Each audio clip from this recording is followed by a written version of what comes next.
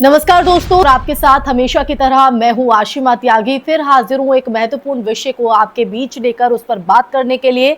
तो दोस्तों, क्या दुनिया एक ऐसे मोड़ पर खड़ी है जहां भरोसा सबसे बड़ी कैजुअलिटी बन चुका है? क्या ये सिर्फ एक युद्ध है या फिर वैश्विक राजनीति का वो चेहरा जो अब पूरी तरह बेनकाब हो चुका है? दरअसल ईरान और पश्चिम के बीच बढ़ते तनाव ने एक बार फिर ये सवाल खड़ा कर दिया है कि क्या ताकतवर देश अपने शब्दों पर कायम रहते हैं या फिर उनका हर बयान सिर्फ एक रणनीतिक छलावा होता है। दरअसल हाल ही में अमेरिकी राष्ट्रपति डोनाल्ड ट्रंप, उनका बयान सामने आया कि उन्हें इस बात से फर्क नहीं पड़ता कि स्ट्रेट ऑफ हॉर्मुज खुला रहता है या नहीं और वो इस युद्ध से पीछे हट रहे हैं। ट्रंप का ये जो बयान है, ये बयान अपने आप में एक बड़ा संकेत था दुनिया को ये दिखाने के लिए कि अमेरिका अब सीधे टकराव से बचना चाहता है। लेकिन इसी बयान के कुछ ही समय बाद खबरें आई कि अमेरिका और इजराइल ने मिलकर ईरान के अहम शहर इस्फहान पर हमला किया, उस पर बम बरसाए। अब दोस्तों, यही वो पॉइंट है, यही वो बिंदु है जहां से पूरी जो कहानी है संदिग्ध हो जाती है, क्योंकि एक तरफ शांति की बात, दूसरी तरफ सैन्य कार्रवाई। ये जो दोहरा रवैया है वो सिर्फ रणनीति नहीं, वो स्ट्रैटेजी नहीं, बल्कि वैश्विक राजनीति का वो पैटर्न है जो बार बार सामने आता रहा है। दोस्तों, ईरान के लिए यह हमला सिर्फ सैन्य नहीं बल्कि प्रतीकात्मक भी है। इस्फहान कोई साधारण शहर नहीं है, ये ईरान का सांस्कृतिक, औद्योगिक और सामरिक पहचान का केंद्र है। यहाँ के जो सैन्य और परमाणु प्रतिष्ठान है वो लंबे समय से पश्चिमी देशों की निगाह में रहे हैं और ऐसे में यहाँ जो हमला करना सीधा संदेश देता है कि टकराव सिर्फ सीमाओं तक सीमित नहीं रहेगा बल्कि देश के दिल तक जो है वो पहुंच सकता है।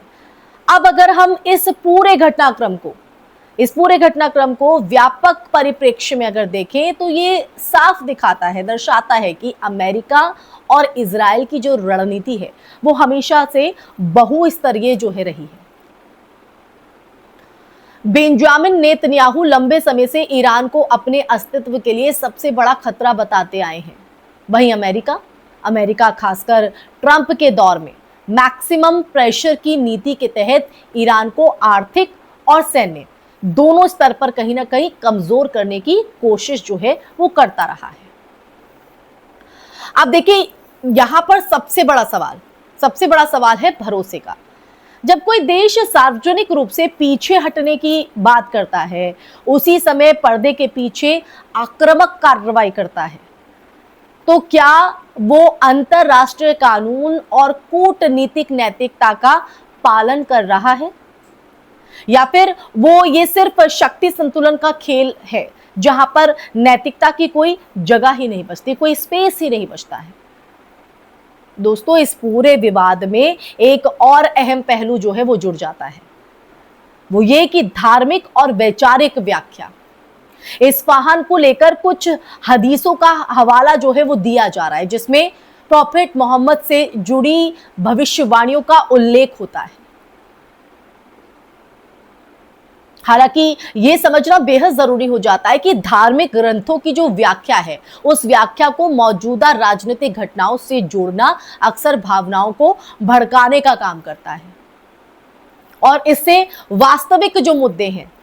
वास्तविक मुद्दे जैसे अंतरराष्ट्रीय कानून, नागरिक सुरक्षा, वैश्विक स्थिरता पीछे छूट जाते हैं।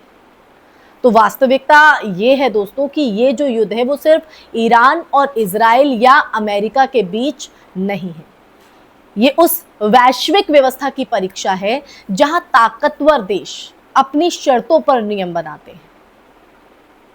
जब अमेरिका जैसा देश जो खुद को लोकतंत्र और पारदर्शिता का प्रतीक बताता है, ऐसे विरोधाभासी कदम जो है उठाता है, तो छोटे देशों के लिए यह संदेश स्पष्ट होता है कि अंतरराष्ट्रीय मंच पर न्याय से ज्यादा ताकत मायने रखती है।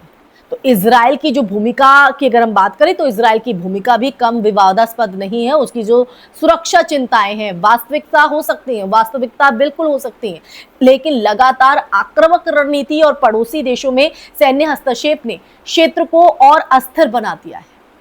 इस पूरे घटनाक्रम से एक सबसे बड़ा जो नुकसान है वो आम नागरिक को होता है, चाहे वो ईरान के हो, इजराइल के हो या किसी फिर तीसरे देश के। युद्ध की कीमत हमेशा जनता चुकाती है दोस्तों, जनता, आप और हम जैसे लोग, जबकि फैसले सत्ता के गलियारों में लिए जाते हैं। तो उन फैसलों का खामियाजा आम जनता क्यों भुगते? आप जैसे हम जैसे लोग क्यों भुगते?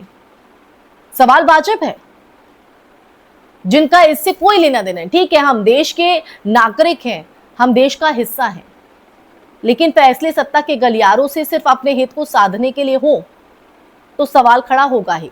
तो अंत में यह कहना गलत नहीं होगा कि इस युद्ध ने सिर्फ हथियारों की ताकत नहीं बल्कि वैश्विक राजनीति की सच्चाई को भी उजागर कर दिया है। भरोसा, जो किसी भी अंतरराष्ट्रीय संबंध की नींव होता है, आज सबसे कमजोर कड़ी बन चुका है, सबसे कमजोर कड़ी। और शायद यही इस पूरे घटनाक्रम का सबसे खतरनाक पहलू है। जब दुनिया के सबसे ताकतवर देश ही अपने शब्दों पर कायम नहीं रहते, तो फिर वैश्विक शांति की जो उम्मीद है वो किस आधार पर टिकेगी? किस आधार पर, है कि नहीं? इसी सवाल के साथ, इसी प्रश्न चिन्ह के साथ इस चर्चा में यही विराम लगाना चाहूंगी दोस्तों। ये चर्चा आपको कैसी लगी कमेंट सेक्शन में कमेंट करके दीजिएगा अपनी राय, और आप मेरी बात से कितना इत्तेफाक रखते हैं और इस युद्ध को आप किस नजर से देखते हैं। कमेंट सेक्शन में अपनी राय, अपने विचार, अपनी प्रतिक्रिया जरूर शेयर कीजिएगा। इस वीडियो को भी ज्यादा से ज्यादा आप शेयर कीजिए ताकि लोग जो है वो इस सच से जुड़ सकें, सही गलत का फैसला जो है वो समझ सकें। इसी के साथ जरूंगी ऐसे ही चर्चा लेकर, तब तक के लिए अपना ख्याल रखिए। जय हिंद, जय भारत, नमस्कार।